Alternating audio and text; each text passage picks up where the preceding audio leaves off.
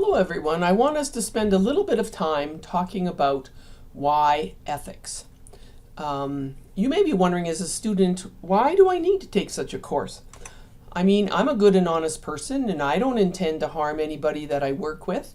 In fact, I'm there to do good and to support people's well-being. So why do I need to study ethics? Isn't this just a waste of time? Well, I'd like to ask you a question in return to that question, and begin by asking whether or not you agree or disagree with the following two statements. First statement is, relationships have the potential to be the context where healing and change can occur. And secondly, in our culture, we have set aside certain relationships where healing and change are facilitated. So do you agree or disagree with these statements? Take a moment and think about it.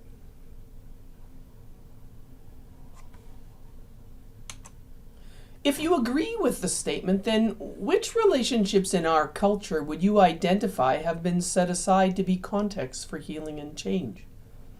And again, take a moment to think about what relationships might those be.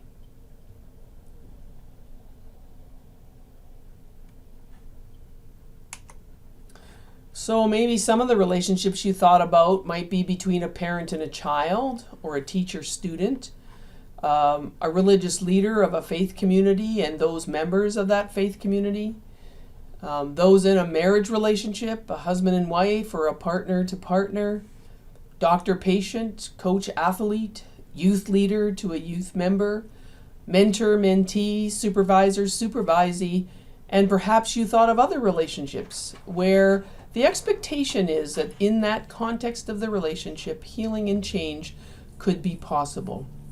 So culturally, we do recognize that there are a number of relationships that have within them the potential ability to be a place where either one or both persons in the relationship can experience change and or healing.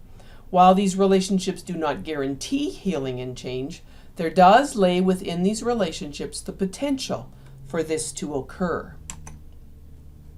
Since the 1980s, significant attention has been given to developing ethical guidelines for members of professional associations and other professionals that are engaged in helping relationships. And there are many reasons for renewed interest in the theory of ethics. One very visible reason is the attention that is given by the media when a professional has acted unethically and often illegally. And you may be able to remember some of those, either that you know in your personal life or that you've seen in media sources. So certainly I can think of recently when there's been a politician that's gotten into trouble, teacher in a relationship with a student, doctor in a relationship with a patient. And there's a lot of media attention when one of these violations occurs. Another reason is a renewed interest in moral philosophy and the emphasis on logical positivism declining. Since the end of World War II, also the influences some of the traditional pillars of society, home, school, and religion, have been declining. Therefore, less of a homogeneous understanding in our culture about what is appropriate professional behavior. So if you combine all these factors, it's led to a greater need for professional associations to determine what is appropriate and acceptable behavior for its members. And we're going to focus on this again when we look at the various ethics codes later in the course. But it's an important consideration at this point as we begin, and as we begin thinking, well, why ethics? Why do I have to take this? And these are some of the factors why it's important. Something else that's important is spiritual care and psychotherapy is really a very recent phenomenon. It's not that spiritual care and psychotherapy didn't occur before the 20th century, but it occurred in a much different format. Certainly there were wise people, there were elders, there were religious leaders where people sought help. But there wasn't the same level of professionalism around the field. And certainly since World War II, there has been increasing professionalism in the fields of spiritual care and psychotherapy. So therefore, it becomes important as a professional then to have an understanding of what it means to behave in an ethical manner.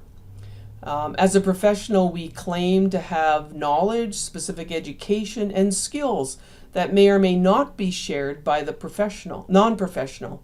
And even if we are working with a client or patient or parishioner who do share some of our skills and knowledge, because of the inherent power difference in a professional relationship, as a professional, we still carry the responsibility to maintain the boundaries that hold the professional relationship as one where healing and change can occur.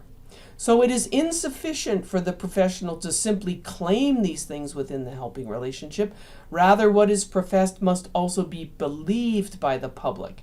And so having these standards of practice and ethics codes are things that help nurture and sustain faith in our profession within the broader public.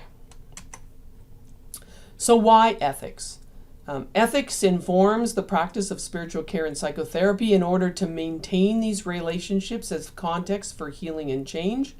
This underlines the importance of recognizing that when an ethical violation does occur, it's not simply an offense that affects those directly involved, but because there has been a cultural acknowledgement of the professional relationship, the reputation of the profession is also harmed. And perhaps you felt that when you have witnessed one of these violations as it's been told to you either personally or as you've read about it in the newspaper or over the internet or on radio or TV. There is a broader sense of violation that occurs.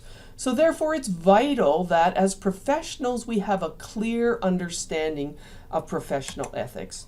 So I'd invite you to keep this question, why ethics, as an active one as we proceed through the course.